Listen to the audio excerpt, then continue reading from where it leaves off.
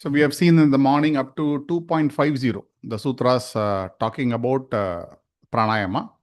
Now 2.51 talks about the fourth dimension. So what it says is, there exists a fourth aspect of pranayama that transcends the conventional practice of inhalation, exhalation, and retention.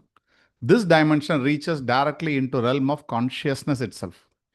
So what is the normal plane we experience is inhalation, exhalation, and retention. This all three we know. These are the three dimensions. Now here what they are talking about is the fourth dimension, which is beyond these three. So it says that you need to transcend. So how to transcend it? If you want to transcend this inhalation, exhalation, and retention, you need to first perform it to the best. Then naturally you will transcend it. That stage will come only when you perform it to the fullest potential. So the sutra says, Bahya Abhyantara Vishayakshepi Chaturtaha. So Chaturtaha is called fourth. That means apart from inhalation, exhalation, and hold. Bahya means exhalation. Abhyantara means inhalation. Vishayakshepi. That means you just overcome this inhalation and exhalation. That means it includes hold also. When you overcome it, then you will enter into the Chaturtaha, the fourth state. So the fourth state is not in the normal realm. That means we cannot imagine, we cannot think about it, we can only experience it. So here other view for this is Bahya means exhalation. Otherwise some people say it is Bahya Kumbhaka. That means retention after exhalation. This is also one more meaning. Abhyantara means inhalation and also inhalation, the hold after inhalation. So Chaturtaha comes fourth. Chaturtaha is achieved through observing and succeeding in the first two stages. That means inhalation, exhalation, including hold. When one truly masters this Bahya and Abhyantara, then the fourth state arises spontaneously. Now, this is very important. It arises spontaneously. No master can teach that. No one can give you instruction for that fourth stage. It will happen on its own. It is also called as Kevala Kumbhaka. This is another word it is given, not necessary. If you don't want to remember, you can just leave it. So this is called Kevala Kumbhaka or spontaneous state. So the practitioner, in what does this state means? You will stop. That means literally they will say the breath will stop. When the breath stops, nobody knows whether you are inhaling or exhaling. Even you do not know. Or in a way, we can say like this, for 24 hours, you will take one breath. If you take one breath in 24 hours, what will you call? It's more or less, it's stop. So something like that.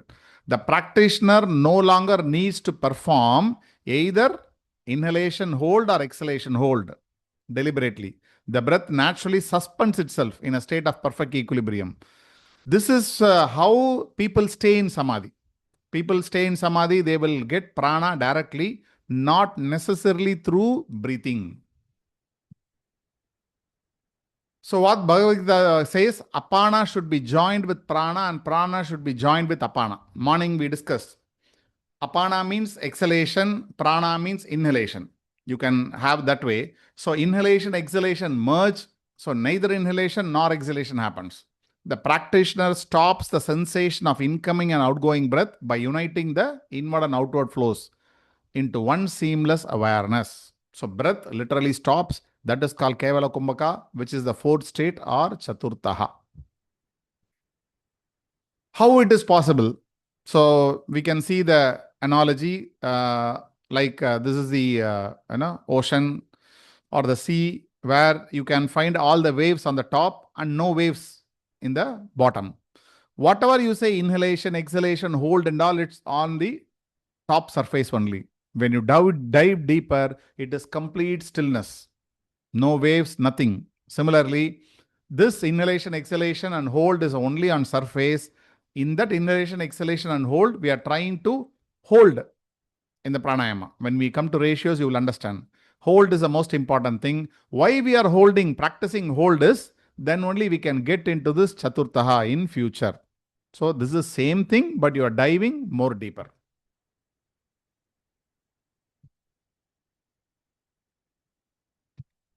So this is beyond regulation. You don't need to control or anything. And when this stops, this Saturtha happens, your mental movement also stops. Because we have seen the pranayama, the breathing and the mind are totally connected. So cessation of mental movement occurs. It helps you to get into a newer dimension. So new awakening will happen. So we have seen what is Kevala Kumbhaka. That's another name. That's it. Now, what are the benefits of pranayama as per Yoga Sutras? So 2.52 talks about, like the disciple asking, Master, you have described the practice of pranayama. Now tell me what happens when I practice it. What are the results or fruits of pranayama? So Patanjali says, through regular practice of pranayama, the obstacles are removed. They are gradually reduced and finally they are removed. The covering that conceals the light of knowledge is lifted and the consciousness shines forth.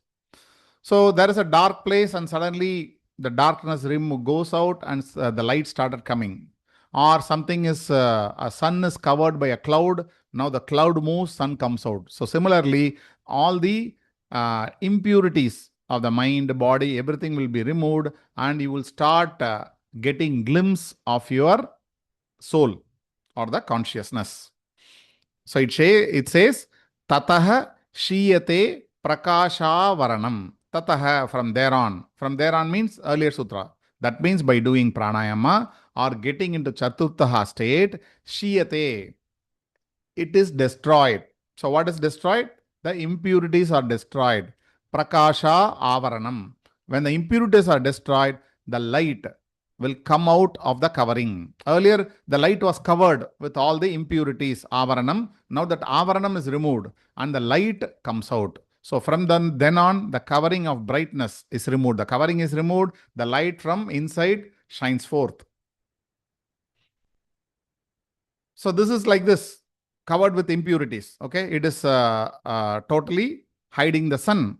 So when the pranayama, the wind comes, the cloud started moving and slowly the sun comes out. This is the example we need to remember. So by pranayama, all my kleshas, right from starting we are telling this. The purpose of pranayama is to remove the impurities. Now, this is not the purpose of asana, but pranayama purpose is to remove impurities. If you have any problem in the body, which is not getting cured by any kind of medicine, pranayama is the only solution. You keep on doing simple nadi shodhana for as long as possible, regularly, then all the impurities will be removed. When the impurities are removed, so you can call that as, you can enter into kind of liberation. Now, many things are pulling us. We have been chained with a lot of karma, samskara, vasanas and all those things. So when all these, the impurities are removed, I get a lot of clarity. My buddhi will start functioning in a better way, which help me to overcome the tendencies or the habits which chains me. So with this clarity, I will able to get 100% or maximum clarity about life, about the creation, about the creator, and I will know the distinction between what is Purusha, what is Prakriti. That means what? What is creation and who is the creator. This discrimination, this knowledge comes through this pranayama. The second benefit. What is the second benefit?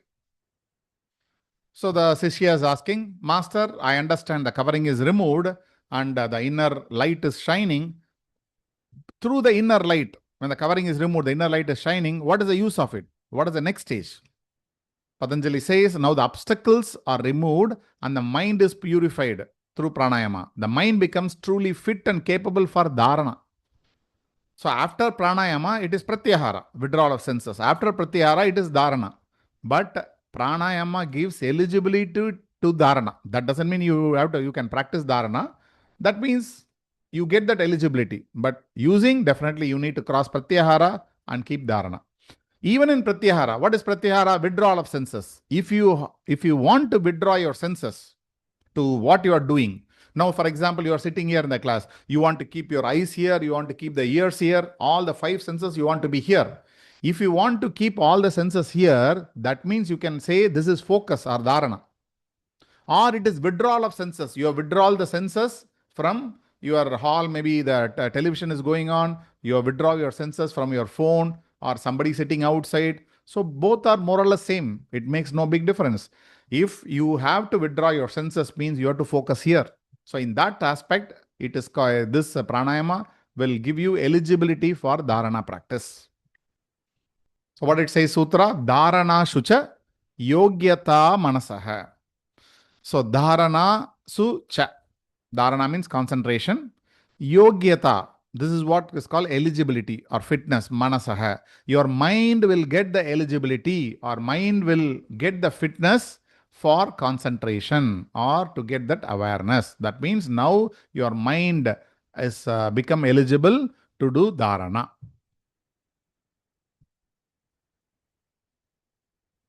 So what happens when we practice? The covering is removed, the light comes out, I will get the eligibility to do dharana. So the purification of the nadis and the stilling of mental activities create all these conditions. It is not possible otherwise. Because remember, through Kevala Kumbhaka, your mind is still now. When your mind is still, you are into yoga now. So you are eligible to do the higher practice. From Pratyahara, the outside sadhana ends. The antar sadhana, which is the what we will do inside. Dharana, dhyana, samadhi, that will start when only you qualify for it. Because the mind becomes very clear and you can still the mind wherever you want. So the end of Bahiranga sadhana, with Pratyahara will be over. You will be qualified for Dharana, Dhyana, Samadhi. That means Antaranga sadhana. So what is Pratyahara? We have seen Pratyahara means withdrawing your senses. Dharana means focusing on an object with disturbance. Though you focus, you cannot focus fully. Here and there, disturbance will come. So, for example, you are sitting for practicing yoga in the morning. That means you are withdrawing from your home, office, everywhere. That is called Pratyahara. You started getting into meditation or pranayama. Still, your mind will go here and there. Mind will think, time is up, please come out, or can I practice tomorrow, today, or it will be worrying about office, everything. But you are keeping your focus, dharana. That means whatever you are doing, or you can get into meditation. So this dharana means you are focusing on the object in spite of the disturbances. In dhyana, when dhyana happens, there will be no disturbances. Totally you are focusing on the object. So you are there, the object is there. In samadhi, you yourself is not there. You merge with that object. So only object is there. This already we have seen. So since why we are touching this? Because it says dharana. So we want to just refresh what is pratyahara, dharana, dhyana and samadhi. So to summarize, we have seen in 2.49, the 49th sutra talks about what is pranayama. 50th sutra talks about the components, inhalation, exhalation and hold. 51st sutra talks about the fourth component called Kevala Kumbhaka or Chaturthaha. 52 talks about removal of covering or the impurities, the benefit of pranayama. 53 again benefit of pranayama, which talks about that the mind is eligible for concentration or dharana practice. Now with this Yoga Sutra reference is over, now we'll get into Hatha Yoga Pratipika. What Hatha Yoga Pratipika talks about? Pranayama. This is a full summary. This one slide. In the second chapter is dedicated to pranayama and shatkarmas. In Hatha Yoga Pratipika, again here also 4 chapters are there. From slokas 1 to 3 talks about the basic understanding of breath, mind, body and what is pranayama. From 21 to 38, it talks about shatkarmas. So Shatkarmas, many sutras, many slokas are there. The purification techniques, which we covered in module 2, just an outline we did. Then 43 to 70 talks about 8 types of kumbhaka. Now kumbhaka here doesn't mean it is hold. Kumbhaka also means pranayama. Kumbhaka, they have 2 meaning. In one plane, kumbhaka means getting hold. That's holding my breath, either with air or without air. Bahya or antar kumbhaka. But here 8 types of kumbhaka means 8 types of pranayama. and their specific benefits are discussed from 43 to 70. Sorry, I think I should come right side. 2.4 to 2.20. If you see here, around 17 slokas are dedicated to Nadi Shodhana. So Nadi Shodhana is seen as a foundation of Pranayama. Though Nadi Shodhana is not considered as classical Pranayama, it doesn't come under the 8 types of Pranayama, but it is given separately. Then 39 to 42 talks about how the Pranayama leads to thoughtless state. That is a concept called Manonmani. That means the mind is devoid of thoughts. Then finally 71 to 78 talks about the Kevala Kumbhaka, which we have seen now in Yoga Sutras. The moment anyone reaches Kevala Kumbhaka, then it means they have attained the highest point in Pranayama. Now we will see just one line about every sutra. So 2.1 talks about being established in asana with steadiness and comfort. Pranayama should then be practiced. This is what we have seen earlier also, right? Being established in asana. If somebody is not established in asana, they should not practice pranayama. It also mentions with steadiness and effort, comfort. What we have seen in Yoga Sutras? Sthiram Sukham. Same thing here. No difference. Same thing. Whatever Yoga Sutra says, same thing Hatha Pradipika also says. Pranayama should then be practiced. Stability of body creates the platform for stability of breath. See, somebody cannot practice asana, they will never able to practice pranayama. So it is not by curiosity you should follow pranayama, but definitely we should gain the eligibility. Then mind prana connection. The interconnection between mind prana is discussed in the second sloka.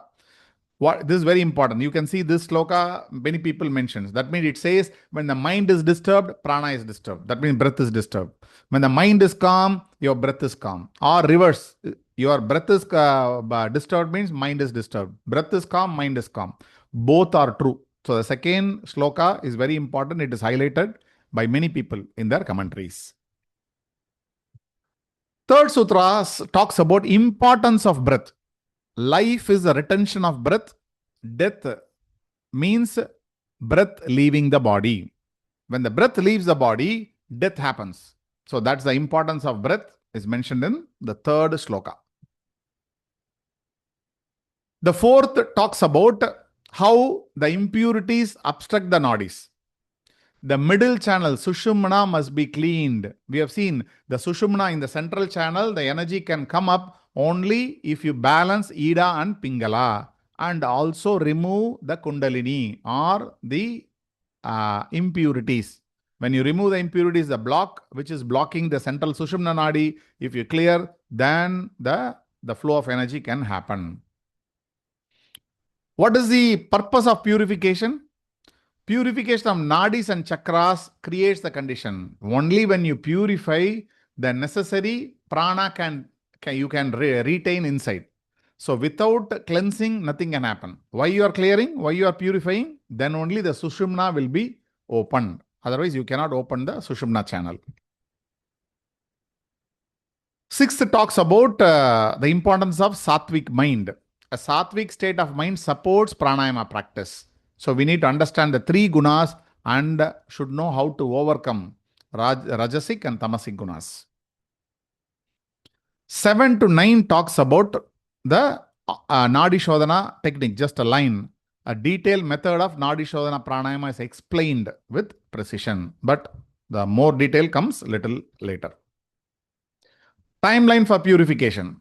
What is the timeline? They say, as per the method given in Hatha Pradipika, if you do, within 3 months of consistent practice, your nadis will be cleansed. They give so many rounds.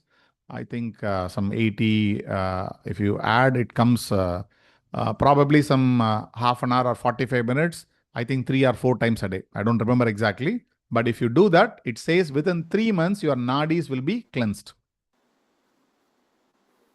So duration is mentioned. How much duration and what frequency, it is mentioned in 11. And signs of perfection.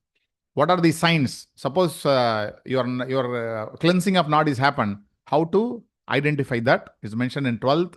And the 13th, it talks about perspiration. If you start sweating, if you start, when you do pranayama in this higher stage, you will start sweating a lot. When the sweat comes, you should not wipe through the cloth. You should wipe it back in your skin. So your sweat is like your energy. It should not come out. Don't waste the sweat. If you rub it off to your skin, it will be useful for our sadhana. Then 14 talks about diet, because diet is very much directly connected to the body. Again, body is connected to mind is connected to prana. It's all influencing.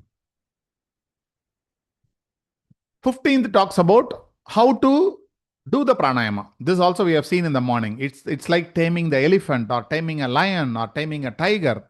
So if you want to make a wild tiger or lion or elephant, if you want to domesticate it, then you need to do it very slowly. One mistake also, then that lion will kill us.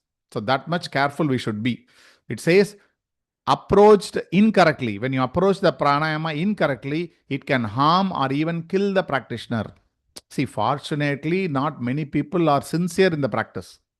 That's why if they do something harm, something negative also, it's not reflecting.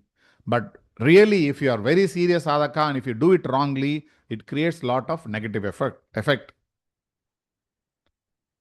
So proper and improper practices. Proper practices eradicates diseases and brings vitality. Improper practices creates imbalance and it invites diseases.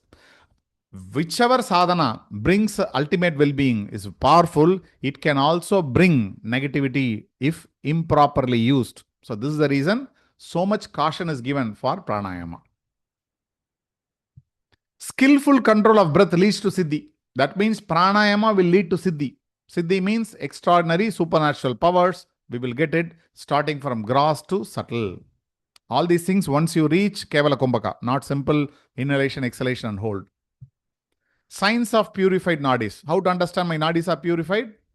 Lightness of the body, clarity of mind, luster of face, strength of digestion. Ultimately, you will be enjoying the blissful state. The body becomes perfect, the mind becomes perfect. Then you can understand the nadis are cleansed. Now, importance of pranayama is mentioned from 39. In the 39 sutra, it says, even Brahma and the gods practice pranayama. So that is very much important. We cannot ask a logical question here. You cannot explain God, so you cannot explain Brahma. This is to understand that even one who is evolved to the highest state, they also practice pranayama. So this is not merely a human discipline, but a universal principle recognized across all levels of existence. If you are following any science news, they are saying the whole universe is breathing. That means there are certain sounds coming from the universe at frequent intervals of time. Nobody knows from where the sound is coming.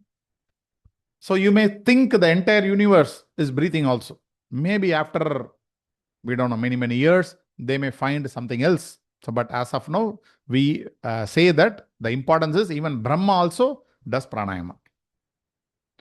Conquering death, the fear of death will go. If you start practicing pranayama, slowly the fear of death vanishes, diminishes. Through steady breath control, the nadis are purified, allowing prana to effortlessly enter Sushumna. So our main objective is to open Sushumna. Pranayama is the only way. Manonmani. So you will get into a state called Manonmani. That means mind. There are two things. One is called Unmani, other is called Manonmani. Manonmani means mind without thoughts. Unmani means you cross the mind also. First, you cross all the thoughts. Mind will be without thoughts. If you get into Unmani, then you will cross mind also. So here they say you cross Manonmani. And 8 types of Kumbhaka, 8 types of pranayamas mentioned. The names of all the 8 pranayamas are mentioned in 43 and 44 sloka. 45, 46 talks about bandhas. Anyway, we are not discussing that in our course. They are locks. They are discussed here, 45 to 47. Then Surya Bedana Pranayama is mentioned in 48 to 50. So Surya Bedana is the right nostril. That is Pingala Nadi. If you start inhaling and exhaling on the right side, or some school inhale right side, they will exhale left side. That's also okay. These are called Surya Bedana Pranayama or Surya Nadi Pranayama. Then Ujjayi Pranayama is mentioned in 51 to 53. We have seen Ujjayi Pranayama we can use in the asanas. The benefits are also there. It mentioned about, talks about that pranayama and its benefit. Sheetkari Pranayama. These are cooling pranayama. Is mentioned in 54 to 56. And Sheetali Pranayama mentioned in 57 to 58. Again, its benefits and how to do it. Commentators writes how to do it. That is there. Importance of Padmasana is mentioned because it says like you have to do pranayama in Siddhasana or Padmasana, any meditative posture. And Bhastrika Pranayama is mentioned in 61 to 65. Again, its benefit and all the conditions required for Bhastrika Pranayama. Then benefits, Bhastrika benefits in 66 and 67. Then Brahmari Pranayama mentioned in 68. I think all these pranayama you already practiced in the practical session. Murcha Pranayama. This is not taught. That is this Murcha and Plavini or Plavini. Murcha and Plavini Pranayama is not generally taught by anyone. Maybe only very few people may know. But these two pranayamas mentioned in 69th and 17th shloka. Kevala Kumbhaka is mentioned in 71 to 74. See, there are two types of Kumbhaka. Sahita Kumbhaka, Kevala Kumbhaka. What is Sahita Kumbhaka means? Normally what we practice. If you intentionally hold the breath and no movement happens, no inhalation, no exhalation, just you are holding. It is called Sahita Kumbhaka. Deliberate retention practiced with technique.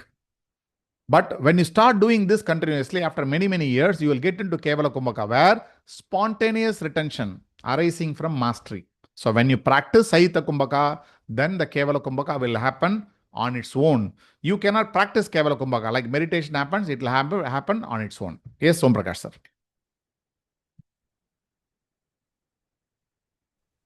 Keval Kumbhaka.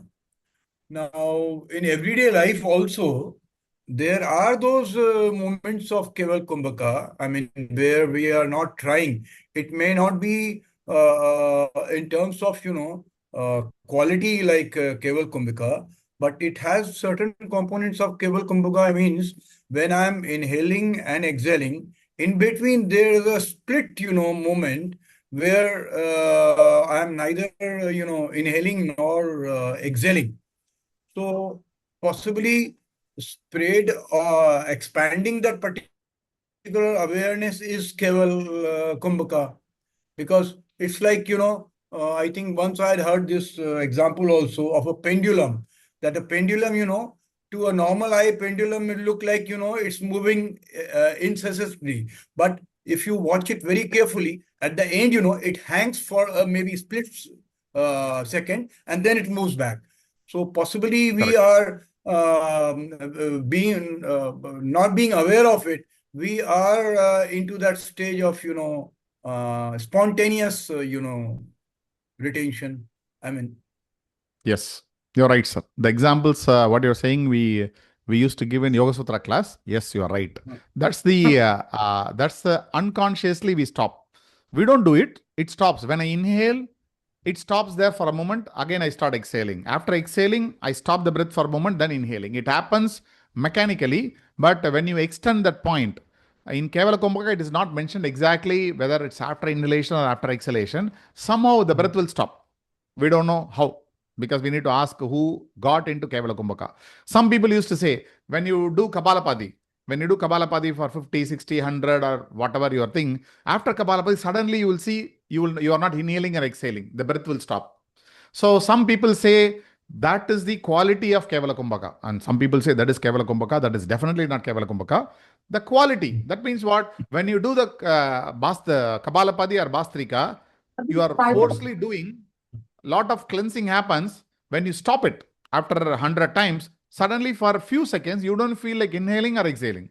You can be comfortable with that. So that carries little properties of Kevala Kumbhaka, but that is not Kevala Kumbhaka. But what you said is like stopping. It may be after or before, whatever place, we don't know. So next, you're on mute, sir. So one more question. I was just listening to your video. I think it was day 4 yesterday's video. or yesterday's, I don't remember. I was listening to that. I didn't attend that session. So in asana, you were explaining in three lines. One was a shorter one, which was asana, and then there was a longer than that was a pranayama, and then on top of that there was a bigger line which talked about the mind, the mind activity. Okay. Yeah. So you said that pranayama should be longer than the asana, and then the mind activity, that means your awareness, should be more than your pranayama. Yeah. So is there any connection between this theory of what you explained day for yesterday and the Keval Kumbhaka that you are talking about? No, that is for the body movement. First, the movement should be contained inside the breath should be contained in the mind. So if you want to move the body, first I should start thinking, I need to move my hand upwards. That should come first. Then I should start inhalation.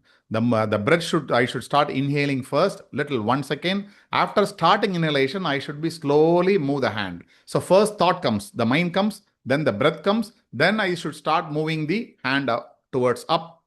Now, if I want to stop, I should stop the hand first.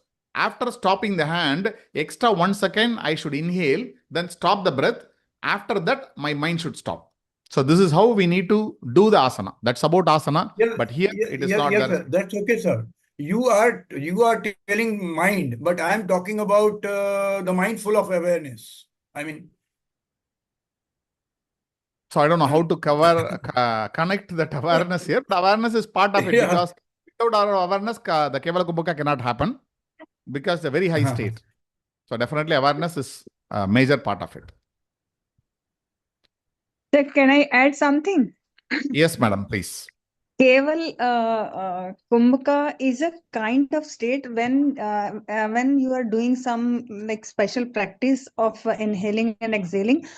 After doing that, you are in that state where you feel like that you are not breathing, you are not taking any breath, or you are not exhaling or inhaling. So your body is like stand still, and you feel like that you are not taking any you are not inhaling or exhaling. So it is a very I think we experience this kind of state in a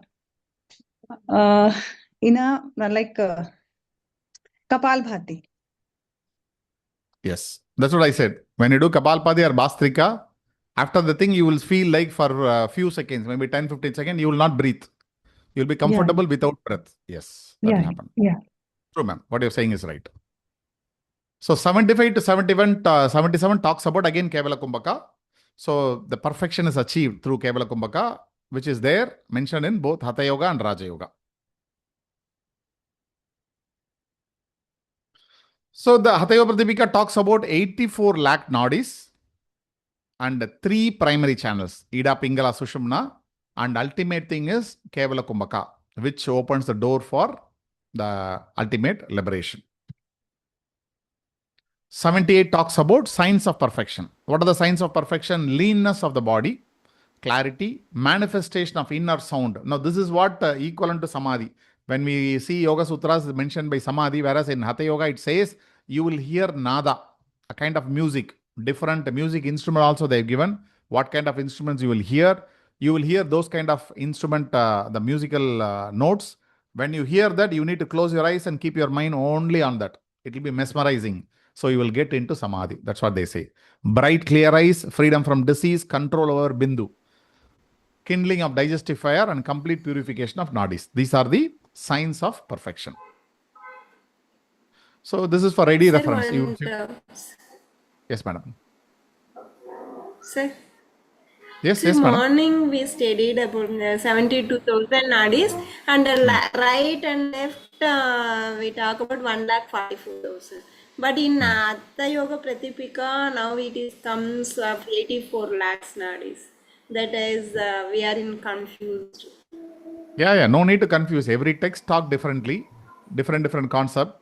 There is no major difference about which one is real, we have to take in that. No need to worry. Nobody knows. In a If you Patanjali like Yoga 72,000, 72,000 nadis. see, it's not who is right or wrong, ma'am. This text talks like this. You see, for example, go to Advaita Vedanta, they will say there is no two. No Purusha, Prakriti and all. Everything is Brahman. If you come to Yoga Sutra, it says Purusha Prakriti. Now tell me which is right. You cannot say which is right, which is wrong. Everybody have their own way. And if you go that way, if you are convinced, you can go. If you are not convinced, you can go for other text. Everything is a different path. See, for example, there is a place you want to go to Himalayas or you want to go to Kashi. You can go various transport, right? You can go by flight, by train, bus. The paths are totally different. The flight path is different from road. Road is different from going by air. But all those things are different. The end point is same. Similarly, they give some definition. And remember, these things are not written from day one. Many texts are written, then it got spoiled. Initially, it was not at all written. So many gaps are there. So we don't need to take each and every thing as per what is given. There is something little vague here and there. Doesn't matter. So this page No, very confused. Many students are also confused. That's why I'm asking. See, suppose it is 72,000 or suppose it is 72 crores. What is going to make happen? You can take 72,000, 72 crores. Nobody has seen the nadis. So maybe we need to ask somebody, a living master, though whatever it is, what is the difference it's going to make to us? Suppose it is 72,000. Suppose you assume 72,000. I assume 72 lakh. What difference is going to make? Anyway, we are not going to do with anything. How much, what is the length of blood vessels? Suppose in our body, the blood vessels which carry the blood, it may be 1 kilometer or 100 kilometer. What I'm going to do with that? It is very long. That's all I need to know. Similarly, there are many thousands of nadis. That's all. Somebody says this, somebody says that. No need to worry about it. Okay. So this is a single. Thank you, ma'am. This single page summarizes what we discussed, some 2.1 to 2.78, one line about every shloka of the chapter 2, Hateva Pratipika. So if you are interested, anybody, please, I'll be uploading in my website and give you a link. Since I'm totally engaged in this course every day, spending more time preparing slides, unable to put it. Once the course is over, all the material I'll upload in the website. I will give you the link. You don't need to worry about storing. It will be there. Whenever you want, you can download it. So I will get all these things will be there. You don't need to worry. In fact, I want to upload many materials, more about every shloka in Hateva Pratipika. That also will be there. Sir, So one next, clarification. சொல்லுங்க madam, Dhanamani ma'am. Sir, a lot of time you suggest that PM series is enough with awareness. You heard from that after that, when we start pranayama, sir, how we decide fitting with asanas? No, see, why I Now say after this course, I am practicing PM1 series, sir. I got very lot good. difference by energetically and mindfully, physically. I got large difference. Even Very I good. start 4 days only. I take too much time and start the practice slowly, sir. I got much benefit. Very nice. That's the key. You have to do it slowly. It is very simple, but you have to do slowly. See, why we say like PM1 itself is sufficient means for people who cannot do anything else, please do only PM1 because it will be easy to doing. But you have to do very slowly. Keep your focus there. If you have more time, please do other asana pranayama also. Nobody stopping. At the minimum, we'll say PM1 at least we should do. Because even you travel, you can find a corner of a room and start doing PM1. Maybe not other asanas you do, but you can do PM1. But if you have time, please do other things. If you don't have time, PM1 is okay. PM1, Nadi Shodhana. These two, if you do, more than enough. In PM1, try to incorporate Ujjayi later. Okay. Because if you use Ujjayi, it will be more than 1 hour. Now, how much time it takes for you, ma'am, for PM1? 40 minutes, sir. Very good, very good. 40 minutes means you are doing really slowly according to your breath. If you do more slowly, it will take 1 hour also. If you do it Ujjayi, 1 hour, 1 hour, 15 minutes. So sitting and focusing for 40 minutes, 1 hour in what we are doing, that itself is a kind of meditation. That will help us to open many things later. So please continue to do it. If you have time, do more. And practice Nadi Shodhana Pranayama. These two are more than enough. Thank you, sir. Thank you. Thank you. So we want to practice pranayama. Suppose you want to teach pranayama or you want to learn and practice pranayama. For that, there are 4 prerequisites are there. Without these 4, we should never do pranayama. The first prerequisite or what you need to have is asana practice. You should be familiar and gain certain expertise in asana. The asana prepares the body, strengthens the spine, and creates stability. Because without stability in the body, you cannot sit and do pranayama. Your spine will not be straight, and you will be feeling after 5 minutes, you will feel pain in the body. For this, you need to practice asana. Then only the pranayama should be practiced. Second is control of senses. You should gain some kind of control over your senses. That means the mind should be disciplined. You may ask, controlling senses means pratyahara. How it is coming here? Pratyahara means completely controlling the senses and channeling inside. Here, controlling the senses means you should not be tempted by the smell of food or by the sense of air or by disturbed by sound and all those things. So you should have that kind of discipline. If you follow yamas and niyamas, all this discipline will come. So second is control of senses. Third is moderate diet. Diet is very, very, very important in pranayama. So you should have a balanced sattvic diet which supports your sadhana. Either overeating or fasting. Both are not preferred. We are going to see many text reference. What about overeating? What about fasting? The fourth is guidance of a teacher. A teacher should guide for the first time and give right instruction for practicing pranayama. If you are a teacher, please learn thoroughly. You practice for a certain period of time, understand it, get more knowledge, then start teaching. If you are a beginner, please learn from a proper teacher. Even though the pranayamas are very simple, but you should learn, especially the contraindication. That means what is the negative side of it? If you do it wrong, or if you have some problem, you should not do certain pranayama. If recently, if you have undergone any operation, you should not do like that. Many conditions are there. A proper teacher will help you to find out all those things. These four are very, very important. Now we'll go through one point. How the asana helps us. Asana prepares the body. Because if you want to do pranayama or into meditation, you have to sit for a longer time. When you sit for a longer time, your body will start feeling the torture, will say, I want to go to bathroom, I want to drink water, the mosquito is biting, all reason body will say. So if you want to overcome that, then definitely asana preparation, asana will prepare it. It reduces physical discomfort like pain, numbness, restlessness, makes the pranayama easier. Second most important is spinal alignment. See, why in asana we have, the Paschimatana, Purvatana, Parshva, Parivritti. Now I am using this word because yesterday we covered. You should know now what is twist or lateral, all those bend. This is all to make the spine flexible and keep the spine erect. So unless until the spine is erect, you should not do pranayama. This is very important. By doing asana, your spine will become erect. In pranayama, you have to focus on the breath. If you don't focus in the asana itself, if you are not focusing on the asana, while doing asana, your mind should be on the asana, mind should be on the breath. When the mind is not at all in the asana, your mind cannot be in pranayama. So definitely, the mind goes in all direction. The breath-mind connection should happen in asana practice itself. Then only you can sit for pranayama.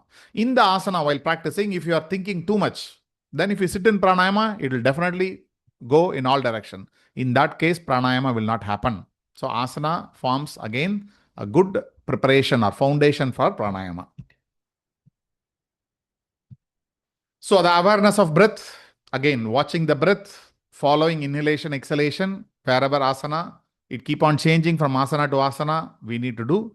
And Yoga Rahasya, it's a great, good text. It's not available in the market. If you see, if any of you want, tell me, I have a soft copy of it. Many therapeutical benefits are mentioned in Yoga Rahasya.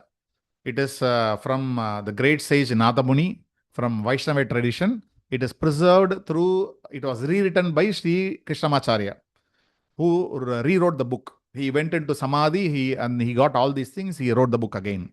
So it is a very good and rare copy, a rare text. It says, without practice of asana, pranayama can never be mastered. Without discipline of breath, steadiness of mind cannot be achieved. Now this is the third text. Yoga Sutra says, Sateva Pradipika says, and Yoga Rahasya says. This is the reason we should not give pranayama in the first class itself. Take at least 30 days, 40 days and try to teach pranayama a little later. Senses under control. When you sit for asana or even pranayama, your senses should be under your control. The senses constantly gives a lot of information to the mind. If the senses do not give information, the mind will not be bothered. So once you prepare yourself in such a way, the senses is not attracted to its object, the mind will stay stable. The equanimity of mind will be attained. Because what is the benefit of asana we have seen? Crossing the dualities. That means pain and pleasure. So all those things you will be crossing. That is the form, the basis of, again, sense control also. So it's mentioned here. Asana practice supports this process, training the mind to shift focus from body to inner awareness. In asana, you're focusing on the body.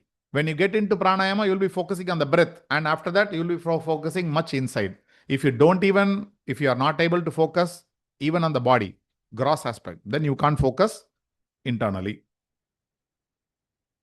For effective pranayama, the senses must not become a hindrance.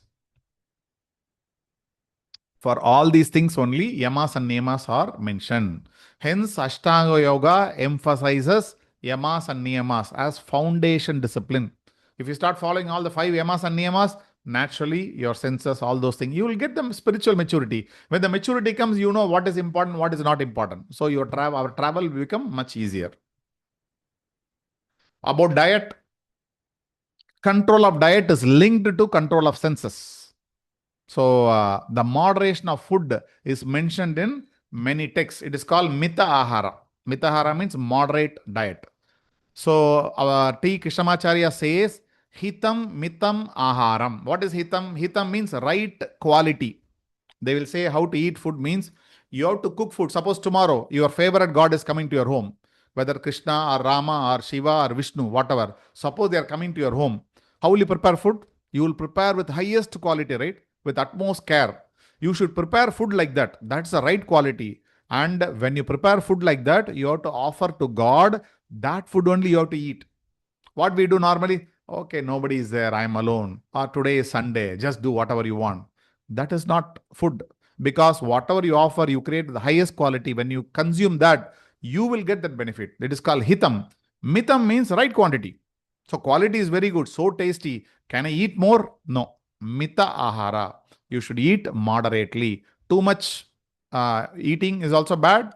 Too less eating is also bad. Both are essential for healthy of body and mind.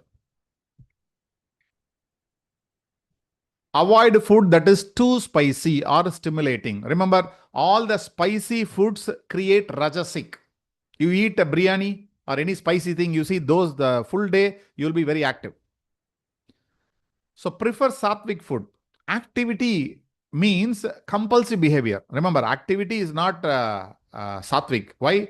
Activity means you are unable to sit in one place. So that is rajasic. Sattvic means pure, light, nourishing, very pleasure. You feel very happiness inside, lot of pleasantness, and you don't feel like sleepy. You don't feel like active also. If you want, you can do action, but you don't need it. So that kind of state.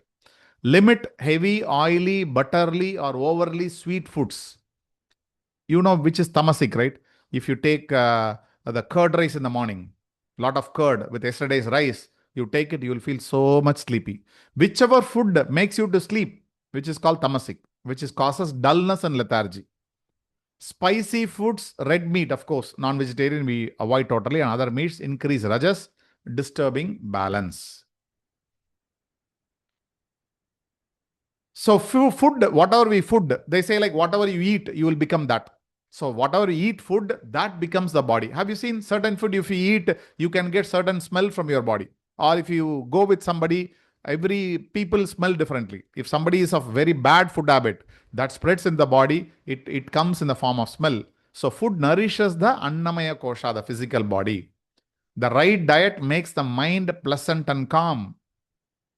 See, the food can make you sleep. The food can make you so active. The food can also make you sattvic.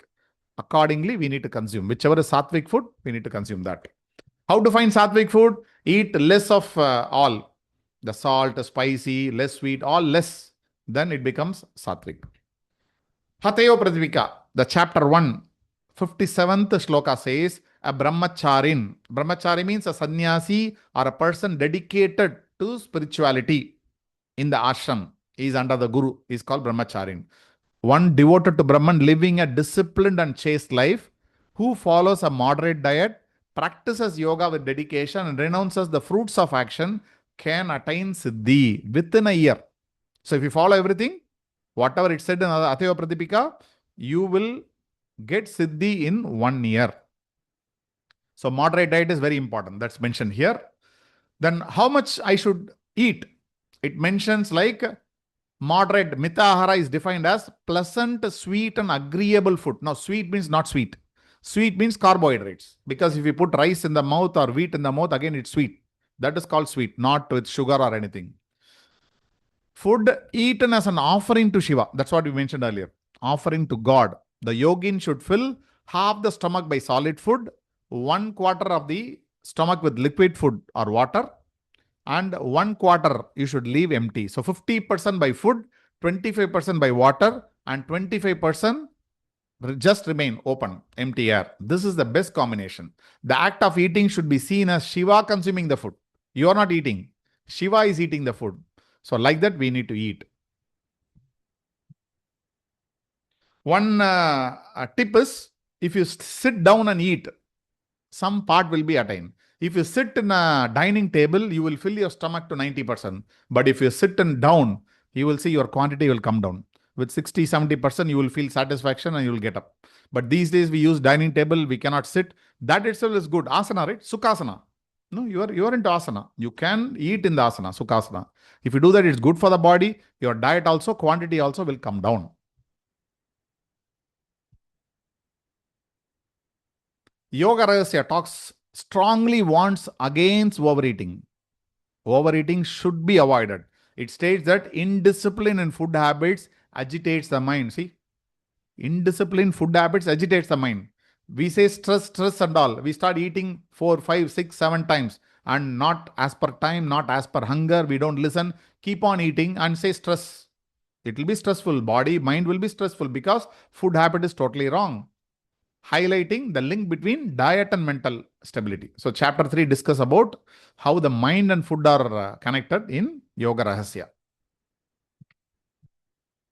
What Bhagavad Gita says, yoga is not possible for one who eats too much or too little, nor for one who sleeps excessively or too little. So you should have moderate. Sleep moderately, eat moderately. Chapter 17 says, foods in Sattva Guna. What is Sattvic foods? Nourishing, sweet, juice, light, which promotes health, longevity and clarity. Rajas Gunas, overly bitter, sour, salty, hot and spicy. Foods Tamasic Guna, stale, decomposed, tasteless, impure. Yesterday's food, day before yesterday's food, food that kept in the fridge, the food that is prepared in the morning. They always say like when you cook the food, you should consume it within 90 minutes. Before the heat goes away from the food, it should go into your stomach. That's the best thing. Or at the most 4 hours. You cook the food, within 4 hours you consume. After 4 hours, it will start turning tamasic slowly. So if you take any food which cooked in the morning, if you eat in the evening, that's a tamasic food. That's not a sattvic food. Whatever sattvic food, it will turn tamas. So the Gita emphasizes that food both shapes and reflects our gunas. If you change the food, your gunas will change to some extent. If you eat bad food, your guna also will become bad. That's why stress will come, anger will come, all negative emotion will come. If you change to good food, your negative emotion slowly goes, all positivity comes back. Guidance of a guru, fourth. So this is very important. Because a guru plays a very vital role. If a student wants to practice, see, suppose somebody wants to practice, he is seeing a YouTube video or a book. Initially when you do a few days of practice, you will be overwhelmed. You'll start liking, oh, I want to do more. Then out of your curiosity and enthusiasm, you'll start doing more. You don't know about your limit. So when you learn from a teacher will see you and understand what kind of a person you are. Accordingly, the teacher can give you the right quantity and right practice, how to do it. The correct approach is to stay within one's capacity. Today you may do more, tomorrow you cannot do. So don't be in any kind of urgency or kind of curiosity to do it more. So you have to gradually increase your practice in a graded manner over time. See, we are going to see in ratios, while building the ratio, to increase one breath. See, for example, you take 5 seconds for inhalation, 5 seconds for exhalation. You want to increase 5 seconds to 6 seconds. You need to stay there you practice that for 1 week at least. Like that, you need to practice slowly to get from 5 to 10. That means 5 seconds inhalation, 10-second exhalation. If you want to go, it should be done 4 to 5 weeks time. It's not that easy. You need a lot of perseverance. In graded manner, over a long time period, you need to increase the breathing capacity. And teacher will understand the breath capacity. See, whether it is how much inhalation, how much exhalation, we may not be knowing ourselves. A teacher is there, he will understand. Then accordingly, a teacher will help giving the right ratio. Because whatever ratio for you will not suit me. Can I tell everyone, now we'll start pranayama. Now all 10 seconds inhale and 10 seconds exhale. Will it applicable to all? Not many can do, right? Some people cannot have. Some people have 15 seconds capacity. For them, 10 seems to be small. So a teacher is required to understand and give a proper, right, safe practice. So these 4 are very important. Asana practice, control of senses, moderate diet, guidance of a teacher. These are prerequisite. And this is the Yoga Rahasya. This one slide I just mentioned, I want to mention earlier. So it says, person who is 25 years, less than 25 years, up to 25 years, what is the ratio of asana is to pranayama is to dhyana? How much asana should I do? How much pranayama should I do? How much dhyana should I do? It should be in 4:2:1 parts. That means 1 part is dhyana, 2 parts pranayama, 4 parts is asana. That means more of asana you should do if you are 25 years and less. This is called young age. Middle age is seen as 25 to 75 years. You decide, okay? If you are little old, if you feel at 70 itself, you feel little older, then make it 70. But those days it is mentioned 25 to 75 years is the middle age. Then the ratio is 2:4:1. See how the asana is coming down, your pranayama part is increasing. So if you spend, suppose 15 minutes for asana, you have to spend 30 minutes for pranayama. Something like that. The ratio should be like that. If you are a senior citizen, that means more than 75 years, your ratio is 1:2:4. That means 1 part is asana, 2 part is pranayama, 4 parts is dhyana. So more you should be moving towards dhyana. This is recommendation from Yoga Rahasya. So with this, we complete this module. We'll be starting about stress and high blood pressure. In the next module, I will try to prepare the slide by tomorrow evening. Tomorrow morning, you will have an anatomy session. I will 90%, I think I will do it tomorrow evening. I'll prepare. If not, then give me 1 day time. I need to make slide because last 2 days I'm taking more session. Whatever I've prepared, it is gone. I'm just preparing on the way. We'll prepare. So any questions for today's session? I have just one request, sir. Yes, sir. Since the classes are one after another, Hmm. so if the videos can have, introduction means like, this video covers this much. Because what is happening is that if I want to refer it back, I'm having to go back to, 2-3 videos to find that particular, subject. Like today's video, now one. If just it's mentioned that it covers this and this, then it's easier to, go back and search. I'll do it, sir. Give me a little time. Now I'm just simply uploading. Just copy pasting only day 1, day 2, like that I'm putting. I understand. We can summarize and put it in description. What are things covering? Just 3-4 lines is enough. So you'll understand what this video covers. I'll definitely put it. Any more questions? Sir, I have one question. Yes, madam. So, like you said before, asana practice, we should not do pranayama practice. And like I have been observing what is happening around, and for people who are in bed, who are not in a condition to get up and do anything. So can they, because they are not in a condition to do any asana at that time.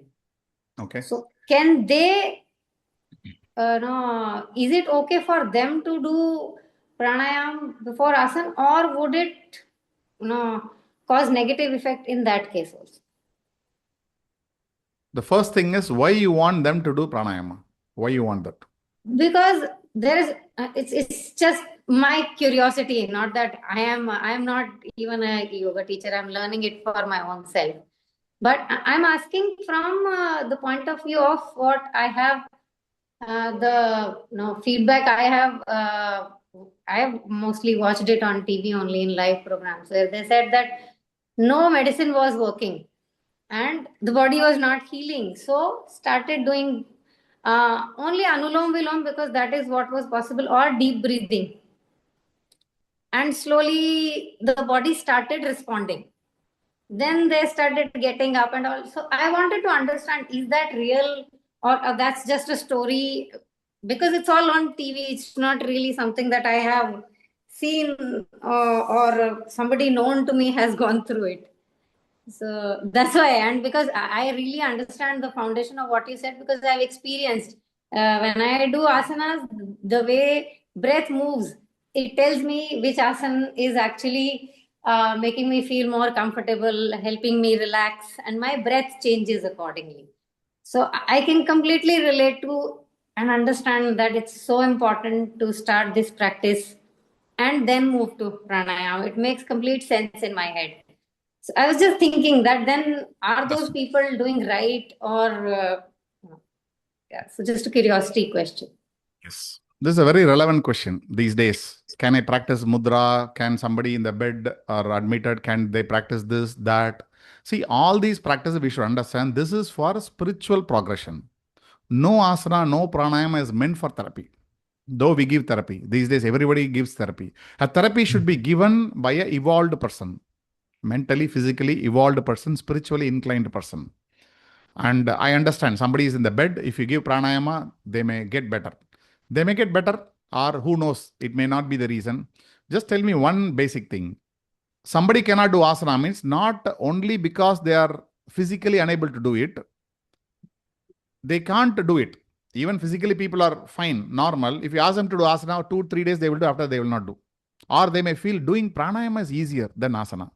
If you want to practice that way, if you can't able to do asana, you can't do pranayama. Somebody in the bed, that's why PM1 we taught. PM1 anybody can do. You don't need to get up from the bed. Do in the bed alone.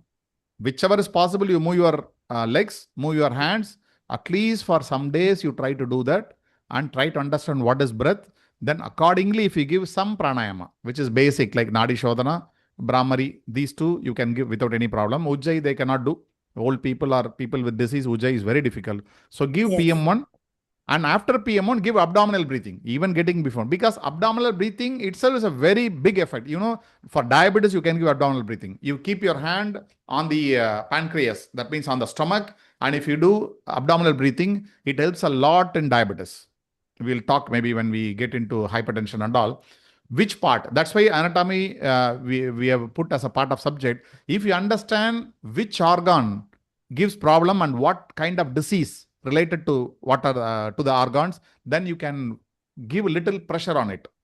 So like for example, there is a thyroid. How to cure the thyroid problem? You have to create pressure in the throat. So Ujjayi pranayama is very good for thyroid. If you stand in Sarvangasana and keep the chin like this, pressing, in naturally Sarvangasana, chin will press. That is very good for thyroid. You read all the benefits and contraindication, whatever I say will be there. So you should understand every asana, which part it is connecting. Of course, if you do asana, every part becomes well. But which is the major part? This will be learning in form and function. That means what is the function of every asana in a separate session. But for your question, please start with little body movement. Let them focus on little body movement, PM1. You can lie down and start moving your toes, moving your ankle, moving your knees, whatever possible. After that, ask them to simple, natural breathing. That means what? Watch the breath. Watching the breath, closing the eyes, that itself is pranayama.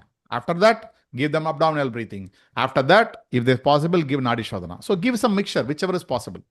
Let's not see only from therapy point of view. You should give holistic well-being to that person, whomever is doing. More than all these things, tell them little theory. What is life? What is liberation? Or what is this happiness called? because they will get up. Suppose they are going to hospital, maybe after that, but they will come back. Again, they should not get into the same older habits. Somebody is old, that's fine. But give them little knowledge, because this will inspire. If you give him logically and tell him what is life and all those things from different text, that will make them to follow the practice. If you ask me what should I do, I will say don't give anything, just give. Ask them to listen Guru Satsang. Any Guru Satsang. This is more important. When more thing goes here, your mind will come under control. But therapeutically, if you want to do, please do like this. Any therapy without spiritual touch is not good, because every text says everything is for spiritual progress. Please give some spiritual knowledge. According, after that, give some PM1 little, then give some pranayama. That should be the better combination to my knowledge, as far as I'm concerned. Okay. Thank you, sir. Thank you so much. Thank you. Any more questions?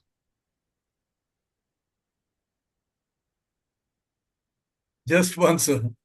You see, in the morning or in the last session, you talked about the forward bending and the backward bending and the twisting, okay?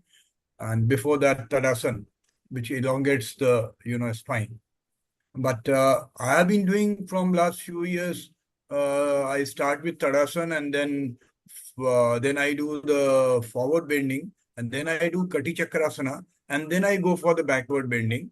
So that has stood up with me, actually. But there was a little caution that you told us to, exercise in your lectures. So I just wanted to share my experience here. So I understand, and sir. then See, Tadasana after- before, no problem. Yeah. Yes. Tadasana, then I do forward bending, then the So backward, then twist. left, Kati Chakrasana, then first I do forward, then I go for the Kati Chakrasana, the lateral, and then the backward. backward. So that, basically, and then the twisting. Because Yes. twisting is the most tricky one. in fact. Yes. So maybe like So I just wanted to nothing happened to you, but Yeah. it is a general guideline, sir. This is a basic rule if you have to follow. Not everybody's body is same. And Sure. you have maybe like you're practicing Sure. for a long time and you take all the precaution. But these are all very basic thing we need to follow. Nothing wrong in following that. Because there is it comes from Krishnamacharya tradition. Not I developed anything, or it's not my suggestion. So better to follow from great masters, whatever they said. And this is quite logical also. If you give that, it'll smoothly, it'll go. And I found that if you do that, somebody should not get into a problem. For you, nothing happens, but it should not happen to somebody else. That's why all the guidance are there. Any other questions? Sir, Okay. one more clarification. madam. Yesterday you said that in PM1 series, one asana is different from other that we have discussed today, sir. You said yesterday. So what asana? Can anyone list the name of the PM1 asana? Do you know the name of the asana? Patanjali You Naman, said Navas. Patanjali Naman, Gulf Naman, Yeah, Gulf Chakra, Gulf Gurnan. Then I can do it. what else? Anybody remember? Yeah, if you wish Up me to, I can, to because we went through TTC 1, so I can do it, Yes. but So in that there is a what is that before Shroni Chakra? I also need a book. before Shroni Chakra, we have the Ardha Titli Asana. Ardha Titali Asana. So you take for Ardha Titali Asana, where you fold your knee, the bent knee close to your body. It will be written as inhalation.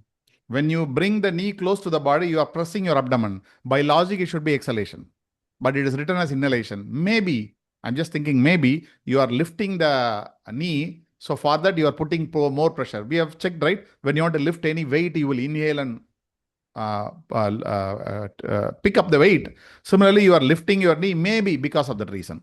So there it is reverse. Not our logic will come.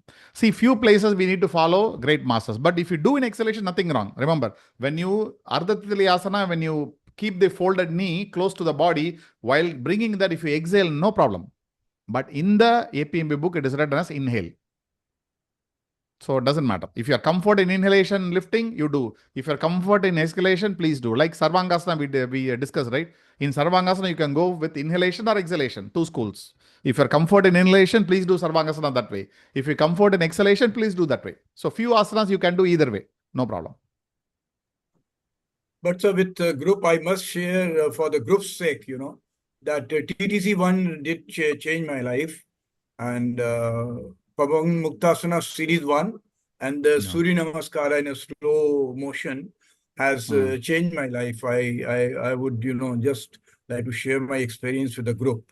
I mean, previously, like at 76, I had the maybe energy of a 50-year-old. But after doing your this Pavan Muktasana 1 and the Surya Namaskar in about 35 minutes, I think now I'm like a 35 or 40-year-old. Fantastic. So I would like to say about Om Prakash, sir. Yeah. I would So like I'm to share also this.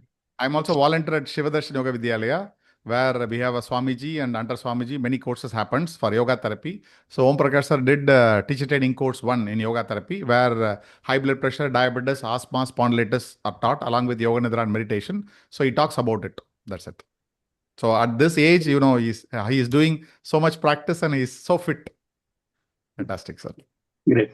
Sir, good evening, sir. I thought for everybody's sake, for general good, I must, say. Thank you. Yes, Hari, sir. Sir, we are following BK's Iyengar style. They told, I'm telling this time taking simple, like forward bending, backward bending, twisting.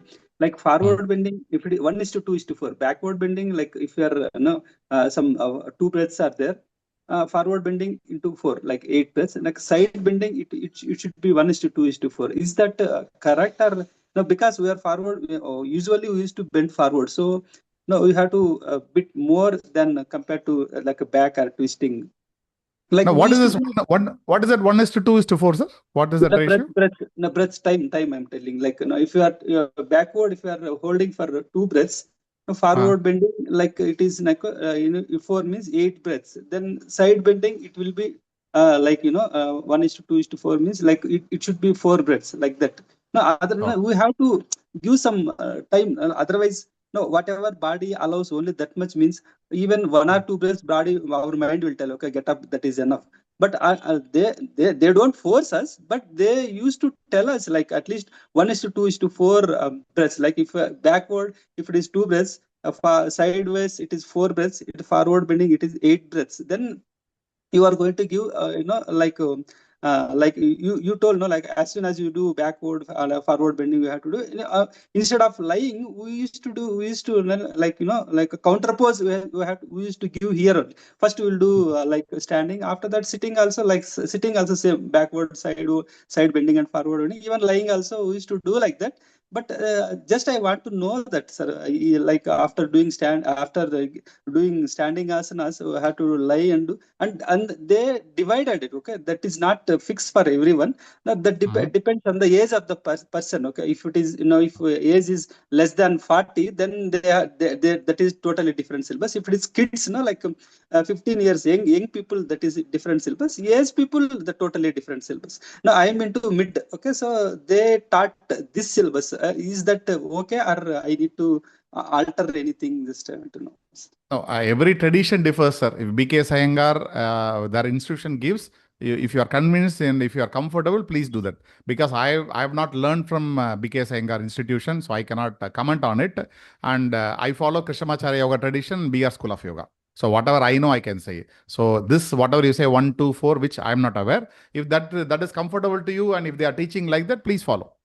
But whenever I learn, I will ask question. For example, if you ask me, I will ask many questions. Like this is the way I understand. If you are convinced by that tradition, please that way. Because they are also coming by tradition. But for example, few things I am not convinced. So where they are using props and all. Because his guru Krishnamacharya has not used props. So when I learned from him, so I don't suggest. But it's on, they're all great people, either BK Iyengar or anybody. So I'm not here to comment on all those things. Individual, our choice will be different. Our opinion will be different. But if it is a traditional institute, if you are comfortable, you can do it. Yes, sir, definitely, sir. They actually they don't prefer props, but they'll tell, no, if I'm using brick, no, they'll tell like, no, that is your extended hand, like for your hand, how much respect you are giving even for that brick also. No, but initially to go to that posture, after that, once you get confidence, then remove the brick and you do with your hands only telling. But our mentality, like if Uttanasana, if you go, we usually our human tendency, we want to touch our hand to the ground. So I will be like that. So once you touch with the help of the brick, after You'll that, be okay, happy. we'll get the confidence. After that, you can remove the brick. That's what they told. That's Exactly. what, see. Yeah. Now you studied there, you are explaining, right? So that's fantastic. That should be Yes, sir. there, maybe to motivate people. That's why any traditional people comes, I give respect to all tradition, because all these great masters have spent their life, not part-time, full-time. So everybody will be right in one way. So like you are telling, this is very justified, very much. If this is the way, then you can always do it. Okay, thank you, sir. Thank you so much. But after going through your lecture again, one thing that you said, it really impressed me day before yesterday, and I started doing it from today itself. That even if I'm not able to, at my age, if I'm not able to touch my, head on my knees and all, then also I should visualize that I'm touching it, and Yes. that possibly helps. So I just Yes. started doing that today itself, right from today itself. Yeah. So we'll understand when we cover Yoga Nidra, you'll understand how visualization is very powerful. Yeah. So you can ask Exactly, the sir. teacher. Yes, That sir. visualization, it's like, it's a powerful tool actually. It is going to create wonders actually. If you visualize properly, then what sir said just now, visualization, that's the like, not only here, even in real life also we can apply this visualization technique. Thank you so much, sir, for reminding the same thing again. Thank you, sir. Okay, so thank you all. So we'll meet tomorrow. Tomorrow morning will be an anatomy session, and evening we'll meet again. Hari Om. Namaskar.